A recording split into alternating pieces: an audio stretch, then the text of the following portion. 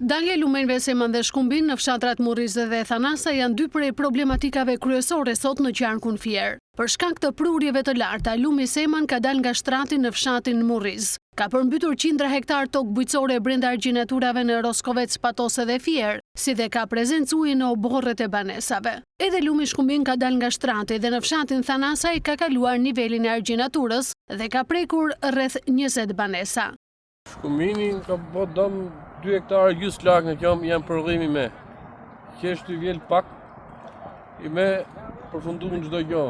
Pullet na i mori ujtë të pullet. Në lopa shkëtohë në që këtu. Fatmirësisht nuk kemi urdhra evakuimi për momentin. Situata është dinamike, ka një stabilitet të niveleve dhe të kuotave këtu. Evakuime gjatë natës për shkak të daljes së lumit Devol Panti edhe në Kuçovë dhe Dimal. Situata është kritike, jemi duke monitoruar situatën, kemi qenë gjatë gjithë natës me të gjitha strukturat operacionale vendore. Jemi në dispozicion të gjithë komunitetit për nevojat, ka disa banesat të cilat janë në efektin e ujit.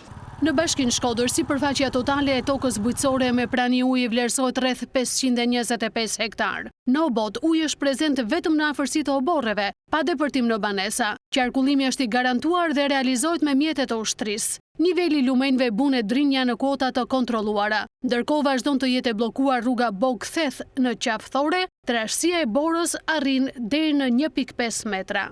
Pas mesnate, rreshtet e shiut u shndërruan në rreshtet e borë në zonat malore, duke arritur një trashësi që varion nga 15 në 40 cm.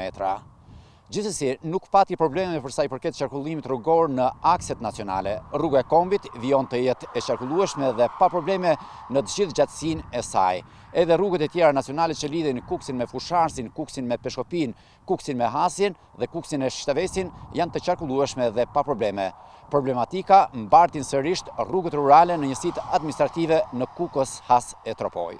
Në Dibër, rreshtet e borës kanë shkaktuar bllokime rrugësh në disa njësi administrative, si dhe ndërprerjet e energjisë elektrike në zonat të caktuara. Qarkullimi në akset kryesore po mbahet i kontrolluar, ndërsa në rrugët rurale po punohet për hapjen dhe garantimin e aksesit. Po ashtu vjen operacioni i kërkimit për një shtetas të humbur me angazhimin e forcave të specializuara. Në qarkun Korç, problematikë kryesore vjen të mbetet mungesa e energjisë elektrike, pavarësisht angazhimit maksimal të punonjësve të OSHE-s, që kanë punuar në kushte ekstreme të motit, rreth 600 abonent në zonat rurale janë pa energji elektrike.